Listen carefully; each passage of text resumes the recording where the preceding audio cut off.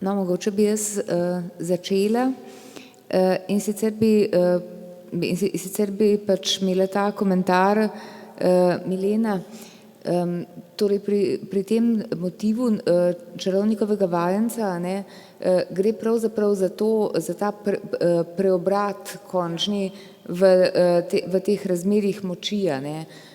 Se pravi, zanimivo je, da na primer v literaturi, ne, v ljudskih pravljicah, pa tudi v taki pač v leposlovju, recimo v dramatiki in podobno, je to zelo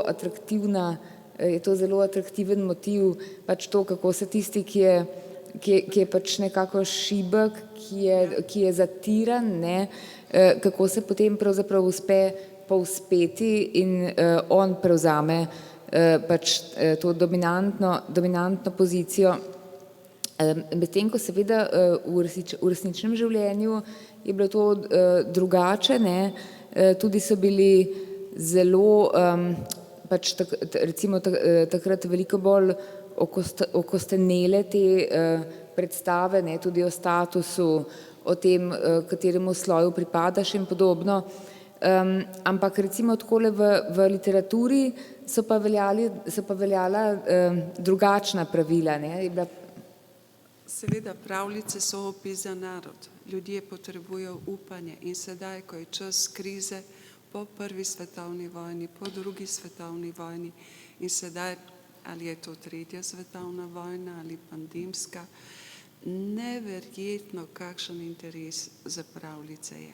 Ampak moja hipoteza je, da odrasli delajo socialno mimikrijo pod pretvezo, da so pravljice za otroke. Ni res, odrasli potrebujejo pravljice bolj kot otroci in jih tudi veliko pišejo, več jih pišejo kot preberejo. Ker ravno tudi struktura pravljice, ne pa struktura antipravljice, dajo občutek recimo temu varnosti, vse hudo, kar se bo zgodilo, bo na koncu happy end, predvsem pa ta obrat, ker recimo od bedaka do junaka, to so tudi take, ne pa obratno je antipravljica in v bistvu na začetku je vedno tretji sin, tretja hčerka, tisti, ki je skromen, ki ima posebne, danes bi rekli posebne potrebe, v pravljicah je simplicissimus in tako naprej in vmes pravzaprav pride do tega preobrata in on svojo duhovitostjo in snajdljivostjo, ne bi rekla s prevaro, tudi pri Odiseju ne bi uporabila besede prevara, se opravičujem, ampak domiselnost, iznajdljivost, Kekec je en tak tipičen primer, ki premaga bedanca in vse te težave. In temu cel skup je tako imenovanih pravljičnih tipov, ki se imenujejo stupid ogre, torej neumni velikan. Ni mišljen neumen samo po velikosti, ampak mišljen je tudi po socialnem ali ekonomskem položaju. To je recimo cesarjeva nova oblačila, ker otrok na koncu reče cesar je nag, zato ker odrasli niso sposobni ali pa nočejo priznati, da se samo slepijo pravzaprav. In otrok je tisti majhen, ki naredi velik korak za človeštvo. Hvala lepa. Hvala.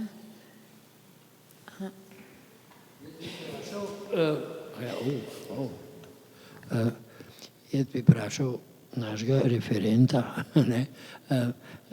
o tej takozvani antimuzi, s katero si končal svoje predavanje.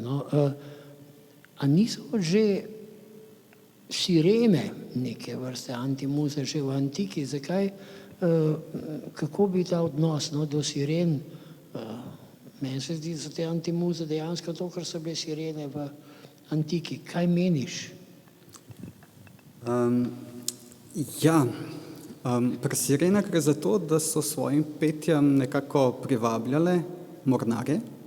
Torej, njihovo pet, vsaj toliko, kar je meni poznana ta antična teorija, torej ni šlo za to, da bi sirene navdihnile mornarje, pesnike, z nekim božanskim navdihom, ampak so predvsem bile kot nek, če lahko temu rečemo, simbol demoničnosti, ki je vodil v pogubo. Seveda, one so vodile v pogubo, ampak ne prek,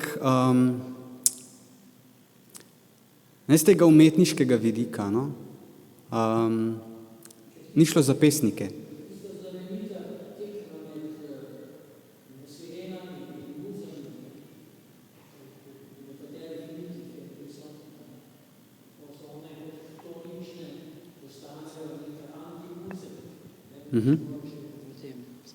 A ja, ne, se v redu. No, mislim, čisto sem mislil. Ja, ampak Ker ravno to funkcija je zanimivo. izkorista, ne, pardon, se opravičujem. Ravno to je zanimivo, recimo Platon ni dovolil, da bi se pravzaprav v antiki sploh govorili o bogovih oziroma o čemerkoli na negativen način. V Državi je napisal, da je treba o bogovih govoriti samo lepo in dobro.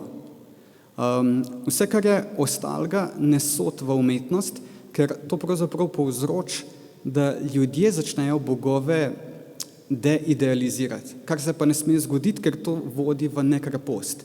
In v polisu pravzaprav sploh ni prostora za take ljudi, ki ne bi bili krepostni, ki ne bi bili nekako, ki ne bi imeli te drže morale pa etike. A lahko, Jernej, replika? Jaz sem se lotila Hegla malo, ki mi je zanimiv in pravi, svoj glavost pri razmišljanju je znak svobode. Ja, ampak Hegel je spet dejansko imel to teorijo romantike, ne?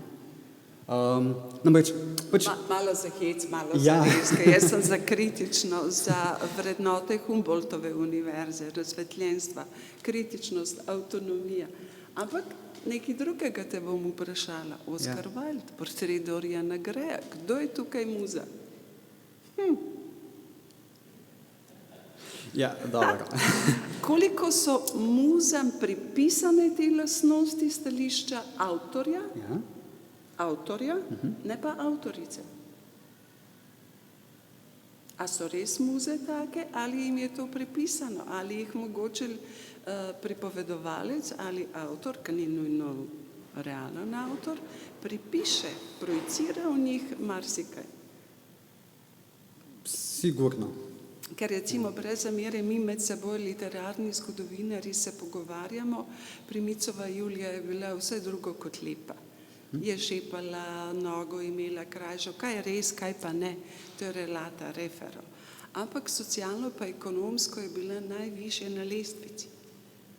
Ali bi slovenska literarna zgodovina tudi enako ravnala do Ane Jelovšek, če bi bila socialno pa ekonomsko na višji lestvici, ne pa umrla na Dunaju, pokopana v skupno grobnico, groba pa še ni. Ali tako ravnamo, se postavijo muze, recimo samo tiste, ki so socialno pa ekonomsko najvišje, pa še tiho so. Neme princese, to je pravlični motiv, nema princesa ali Ampak Melanie. se Julija ni bila tiha. Julija je Prešerna zavrnila. Gladko. Mogoče je to pripisano, malo za hec, zares. Izvoli, Nada. Čisto. V mitih ni otrok. V pravljicah pa ne, na koncu so vse za otroke. Kako bi si to razložili, da ni? Na koncu pa vsi miti jih pa otrokom pripovedujem kot zanimive zgodbe. No, miti so vaje v strahu, bi jaz tako rekla. Sicer te pravljice, ki jih mi poznamo, Charles Perrault, to je prva pravlična zbirka za otroke 1697, pa Brata Grimm, so očiščene hudih elementov. Če je pa kaj napisano, da kdo koga poje ali kaj takega, je napisano v jeziku simbolov.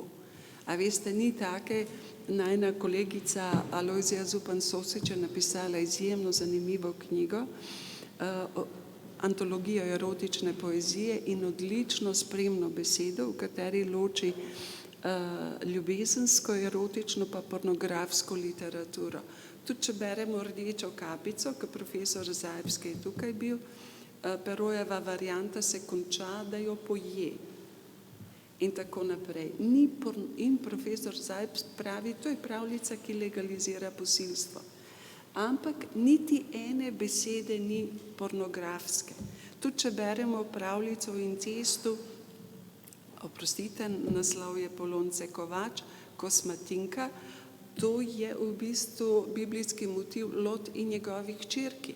In v Bibliji je dosti bolj eksplicitno napisano kot v Grimovi pravljici. Tako da vse hudo, kar je v pravljicah napisano, pravzaprav je tudi omiljeno. Tudi brata Grim sta v prvi rokopisni zbirki 1810. leta imela Marijin kult. Leta 1812. izidejo iste pravljice, pa je Jezus povsod. A veste, Marija je ostala 1/3, vse matere sta zamenjala za mačehe. Zato, ker so se ljudje pritoževali. In ona dva sta tudi spreminjala. Sodobni avtori pa v bistvu tudi, če gledamo, beremo Petra Svetino, pa vse ostale otroške avtorje, tudi ne nastopajo otroci. Sploh ne. Pa so domnevno za otroke. Jaz pa mislim, da sodobni čas po nepotrebnem infantilizira otroke. Po nepotrebnem. Sem odgovorila, spoštovani gospod?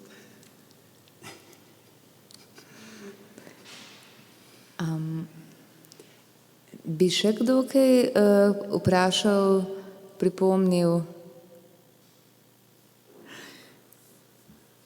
Ja, če ne, potem pa najlepša hvala in zdaj bi si mogoče kar ogledali tale filmček v zvezi z Ioannisom Kapodistriasom, ki ga verjetno bolj manj vsi poznamo vsaj iz romana, iz kongresa Tavčarjevega.